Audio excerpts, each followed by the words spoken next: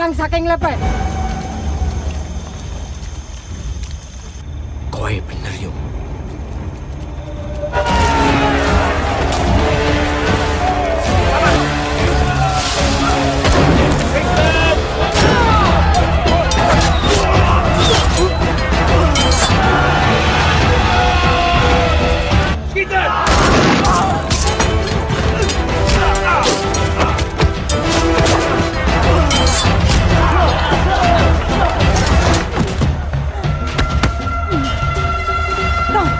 Seto yang marah melihat keberadaan Lembayung kemudian menyuruhnya untuk segera pulang.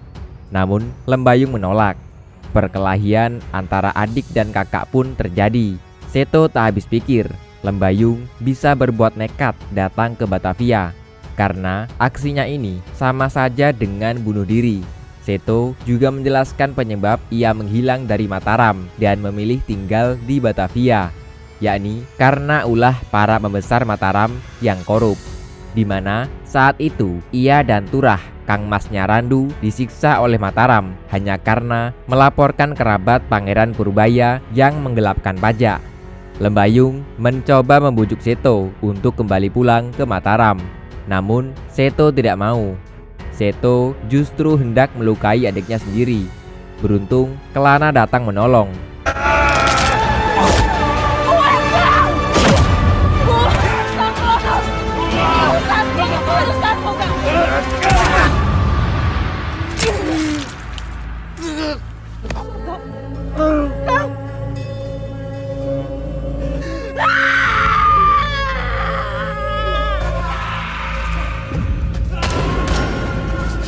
Hingga akhirnya Seto tewas di tangan Lembayung, adiknya sendiri. Perang berlangsung singkat namun menimbulkan korban yang cukup banyak di kalangan prajurit Mataram. Pangeran Purbaya, Tumenggung Baurekso, dan Tumenggung Mandurorejo juga gugur dalam serangan ini. Keesokan harinya, Lembayung menguburkan Kang Masnya Seto di tepian sungai. Sementara Tumenggung Notoprojo menyuruh Kelana agar kembali saja ke Mataram. Mataram membutuhkan orang terbaik sepertimu untuk mengingatkan rajanya.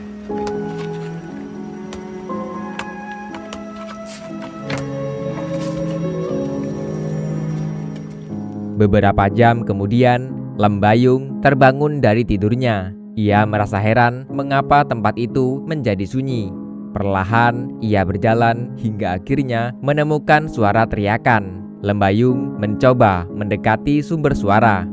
Betapa terkejutnya ia ketika melihat para Tumenggung Mataram satu persatu dieksekusi mati, termasuk Tumenggung Notoprojo. Mergo tumindake menungso kaya Notoprojo. Tumenggung Notoprojo sudah peringatkan untuk membawa pasukan mundur. Pangeran Purboyo yang memaksa kami untuk menyerang. Kabeh Tumenggung diwali. Sementara itu, Kelana yang mendengar kabar kematian Tumenggung Notoprojo merasa sangat kecewa terhadap Mataram.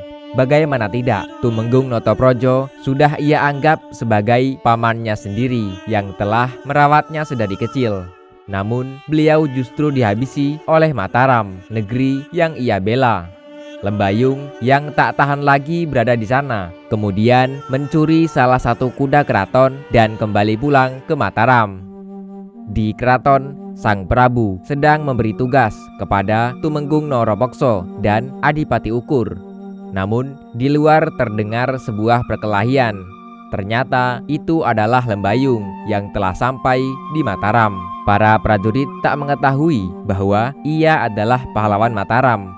Barulah setelah Ki Jurukiting keluar, perkelahian pun dihentikan.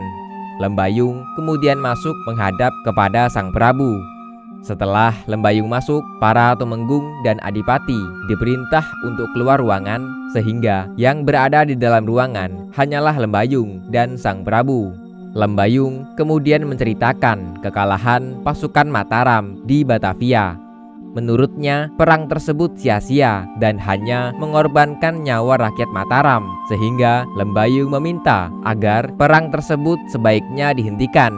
Sang Prabu menjawab bahwa perang tersebut bukan untuk saat itu, tapi untuk ratusan tahun ke depan. Perang tersebut juga untuk menunjukkan kepada dunia bahwa Mataram bukanlah bangsa yang lemah. Setelah itu, Sang Prabu memanggil Ki Jurukiting dan seluruh pangeran untuk masuk. Sang Prabu kemudian memerintahkan Ki Jurukiting untuk membangun lumbung padi di sepanjang pesisir utara. Setelah panen 1 tahun ke depan, pasukan Mataram dan pasukan Adipati Ukur akan memanfaatkan lumbung itu untuk menyerang kembali Batavia. Pada tahun 1629, pasukan Mataram kembali menyerang Batavia.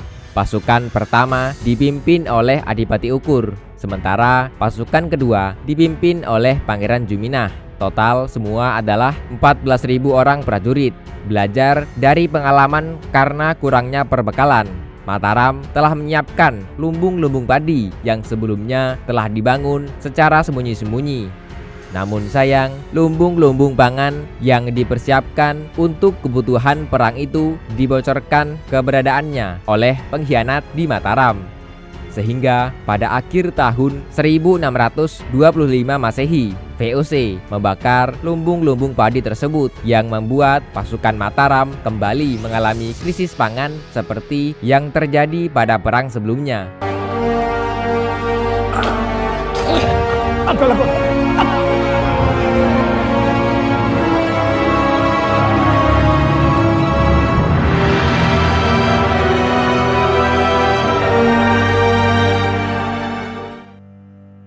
Prabu Hanyokrokusumo sangat terpukul ketika mendengar kabar tentang kekalahan pasukannya di Batavia. Beliau merasa telah gagal dalam menjalankan amanat Kanjeng Sunan Kalijaga. Namun, sang ibu berusaha menenangkan anaknya dan mengatakan bahwa di dunia ini tidak ada yang sempurna, dan setiap keputusan yang diambil oleh seorang raja pasti memiliki dampak buruk dan baik bagi rakyatnya. Sementara itu, pasukan Mataram yang tersisa di Batavia melakukan upaya terakhir dengan membendung Sungai Ciliwung dan diisi oleh bangkai-bangkai agar tercemar. Akibatnya, wabah malaria dan kolera menyerang masyarakat yang tinggal di Batavia, termasuk Jan Peterson Koen. Ia menderita penyakit malaria yang cukup parah. Sementara itu, Roro Untari yang saat itu telah menjadi mata-mata Mataram mendapat kiriman serbuk racun dari rakyat Banda. Untari memang sudah lama bekerja di sana. Bahkan, ia dipercaya langsung untuk merawat dan menghidangkan makanan kepada Jan Peterson. Hal ini membuat Untari dapat dengan mudah mencampur racun tersebut kepada makanan yang akan dihidangkan kepada Jan Peterson.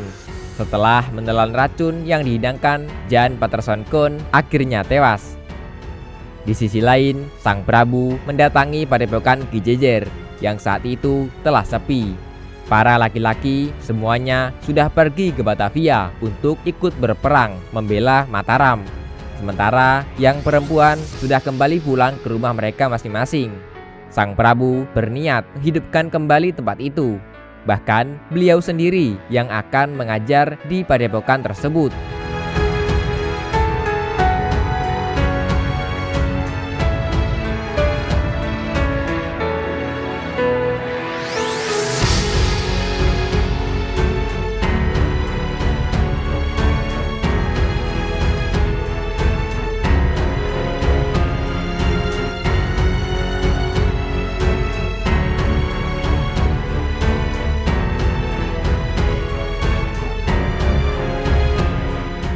Pasukan Mataram yang tersisa akhirnya memutuskan untuk kembali pulang ke Mataram.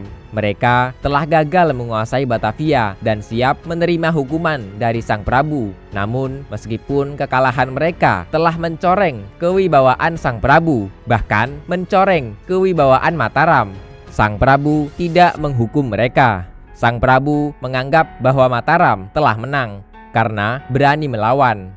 Setidaknya itu yang menjadi alasan Sang Prabu mengampuni pasukan yang tersisa. Mereka kemudian diperintahkan untuk kembali kepada keluarga mereka masing-masing.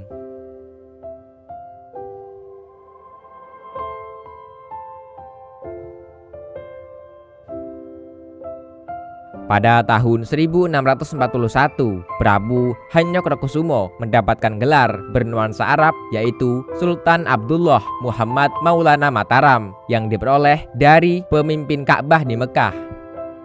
Penyerangan Mataram ke Batavia memberikan pengaruh besar pada kerajaan lainnya di Nusantara untuk melawan penindasan bangsa asing. Salah satunya dilakukan oleh Kesultanan Banten yang dipimpin Sultan Abdul Fattah Tirtayasa yang juga menggempur benteng Batavia. Sejak kematian Jan Paterson Kon, Sultan Agung kembali membangun dan memakmurkan Mataram.